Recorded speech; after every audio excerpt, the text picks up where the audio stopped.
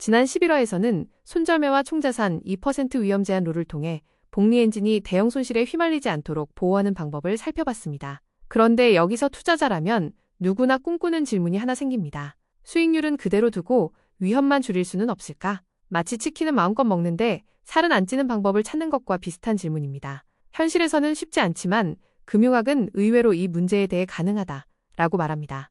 오늘 12화에서는 현대 포트폴리오 이론과 자본자산 가격 결정 모형의 핵심 원리를 살펴보겠습니다. 금융시장에는 유일한 공짜 점심이 있다고들 말합니다.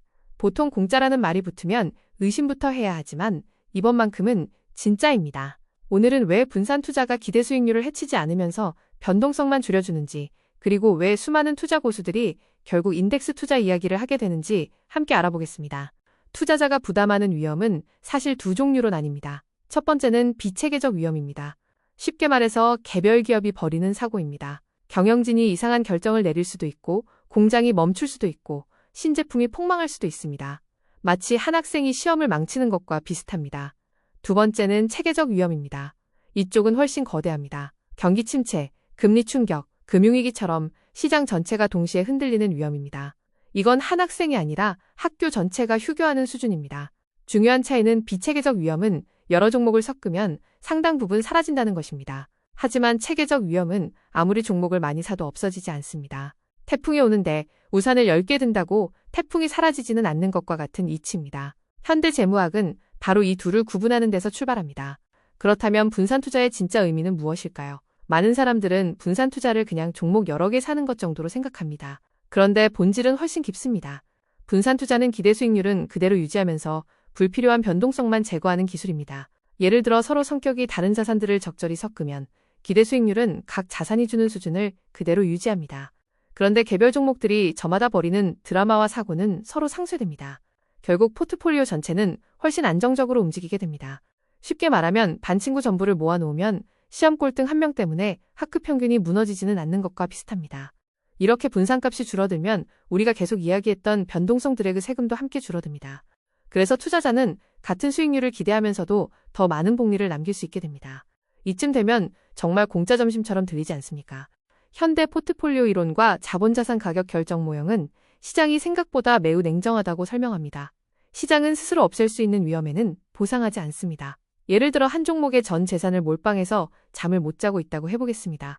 투자자는 스스로 엄청난 위험을 감수하고 있다고 생각합니다. 그런데 시장은 전혀 감동하지 않습니다. 왜냐하면 그 위험은 스스로 분산 투자로 없앨 수 있었기 때문입니다.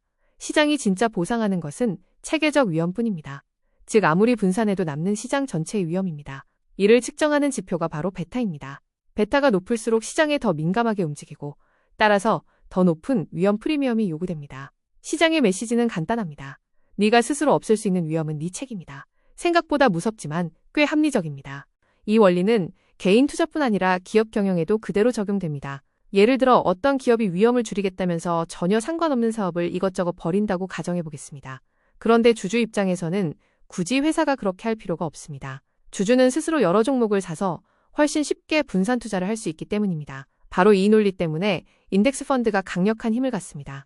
솔직히 말해서 앞으로 어떤 종목이 시장을 이길지 계속 맞히는 것은 거의 초능력에 가깝습니다.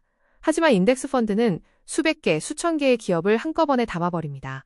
그래서 개별 기업의 비체계적 위험은 대부분 사라지고 시장 전체가 주는 체계적 위험 프리미엄만 남게 됩니다. 쉽게 말하면 시험 문제를 맞히는 능력을 겨루는 대신 시험장 전체를 사버리는 전략인 셈입니다. 오늘 12화의 핵심을 정리해 보겠습니다. 첫째, 비체계적 위험은 분산 투자를 통해 공짜로 제거할 수 있습니다.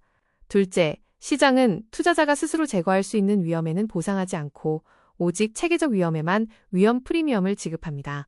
셋째, 따라서 합리적인 투자자는 넓은 분산 투자를 통해 불필요한 변동성 드래그를 제거하고 시장이 보상하는 위험만 효율적으로 가져가야 합니다. 결국 투자의 목적은 더 복잡하게 만드는 것이 아니라 불필요한 위험을 제거하는 것입니다.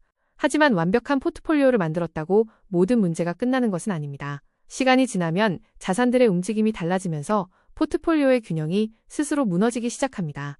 다음 13화에서는 이런 위험의 자가증식 현상인 포트폴리오 드리프트와 이를 바로잡는 리밸런싱의 공학을 함께 살펴보겠습니다. 경청해주셔서 감사합니다.